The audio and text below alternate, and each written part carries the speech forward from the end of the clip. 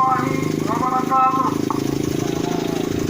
Kami dari Polsek Gunung Raya, Polresta Banda Aceh menghimbau kepada masyarakat Gunung Raya dalam rangka antisipasi virus corona di wilayah Gunung Raya agar masyarakat, bapak-bapak, ibu-ibu, adik-adik dan saudara sekalian harus bersama-sama kita mencegah penyebaran virus corona dengan cara kurangi aktivitas di tempat keramaian, tidak bepergian ke tempat terjangkitnya virus corona, masalah makanan yang bersih dan matang sempurna, selalu mencuci tangan dengan sabun atau antiseptik, menjaga area kerja rumah agar dapat bergotong royong di sekitar, tingkatkan daya tahan tubuh dengan makan makanan yang bergizi.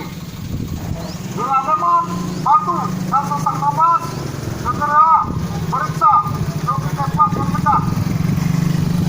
Marilah kita beribadah dan berdoa kepada Allah Subhanahu wa Ta'ala agar terhindar dari segala macam penyakit.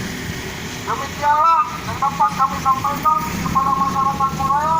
Wassalamualaikum warahmatullahi wabarakatuh.